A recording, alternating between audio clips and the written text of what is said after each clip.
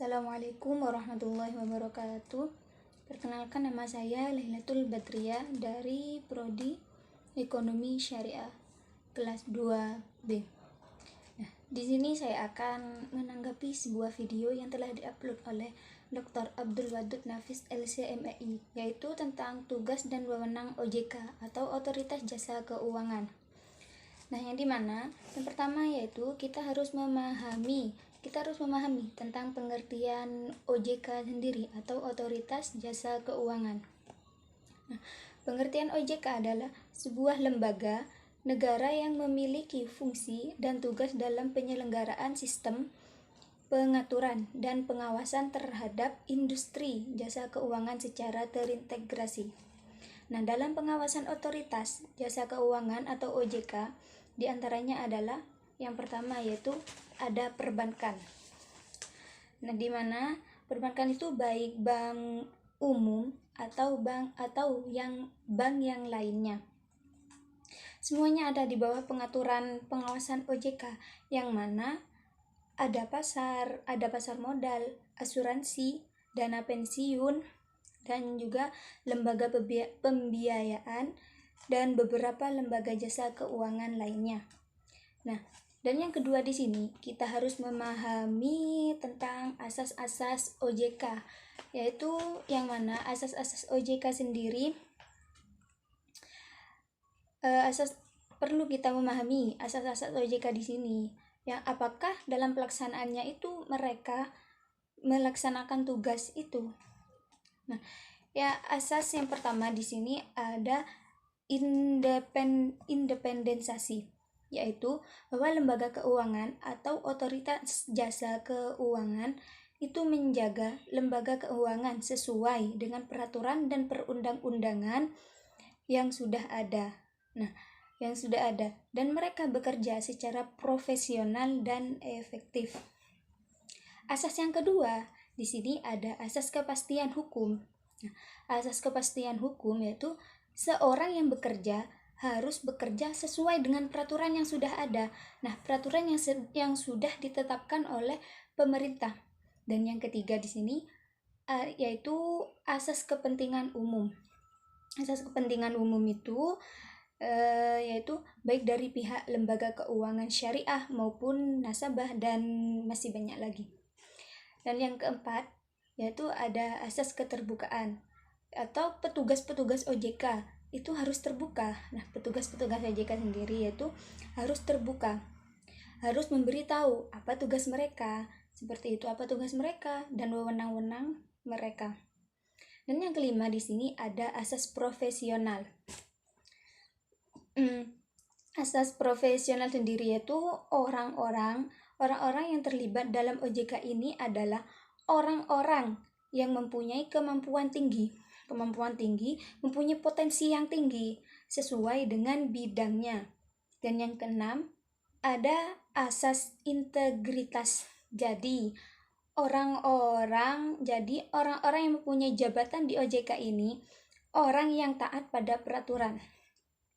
Orang yang taat kepada peraturan, orang yang mempunyai etika dan sudah penuh dengan tanggung jawab. Dan yang ketujuh ada asas akuntabilitas. Artinya, apa yang mereka lakukan itu sudah terencana dengan baik, terlaksana dengan baik. Nah, dan yang ketiga di sini kita harus memahami tentang tugas-tugas OJK. Nah, yang diantaranya yang mana? Yang pertama di sini mengatur dan mengawasi kegiatan jasa keuangan baik di sektor perbankan maupun non-perbankan.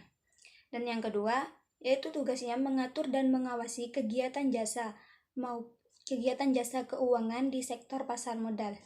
Dan tugas yang ketiga di sini yaitu mengatur dan mengawasi aktivitas jasa keuangan di sektor asuransi, dana pensiun, lembaga pembiayaan, dan lembaga keuangan lainnya.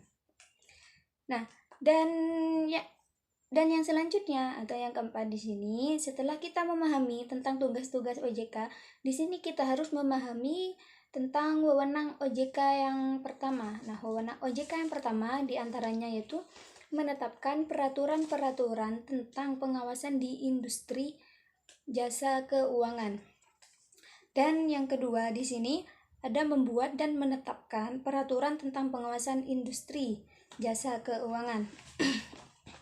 Dan yang ketiga, membuat dan menetapkan kebijakan tentang pelaksanaan tugas OJK. Dan yang keempat, mengatur tentang tata cara penetapan pengelola statuter di lembaga jasa keuangan. Dan selanjutnya di sini ada juga tugas wewenang memahami tentang wewenang OJK yang kedua. Nah, yang tadi itu kan yang pertama. Sekarang wewenang OJK yang kedua, di mana mengatur tentang struktur organisasi tersebut dan infrastruktur serta pengelolaan kekayaan dan kewajiban. Dan ada juga di sini membuat dan menetapkan peraturan tentang tata cara pemberian sanksi berdasarkan peraturan perundang-undangan yang berlaku di sektor jasa keuangan. Dan selanjutnya yaitu wewenang OJK di sini membuat dan menetapkan kebijakan mengenai tata cara pengawasan terhadap industri jasa keuangan yang selanjutnya. Nah, yang selanjutnya kita harus memahami tentang wewenang OJK yang ketiga. Nah, wewenang OJK yang ketiga di sini ada OJK dapat melakukan pengawasan, pemeriksaan, penyidikan, dan perlindungan konsumen dan tindakan lain terhadap lembaga jasa keuangan. Nah, yang dimana di sini ada juga yang kedua yaitu memberikan sanksi administratif kepada pihak yang melanggar peraturan perundang-undangan di sektor jasa keuangan. Dan yang terakhir yaitu dari wewenang OJK yang ketiga di sini yaitu OJK berwenang memberikan atau mencabut izin usaha, pengesahan dan penetapan lain dalam peraturan perundang-undangan di sektor jasa keuangan. Mungkin cukup sekian tanggapan dari saya. Bila ada salah kata dari awal sampai akhir, mohon maaf sebesar-besarnya. Cukup sekian. Wassalamualaikum warahmatullahi wabarakatuh.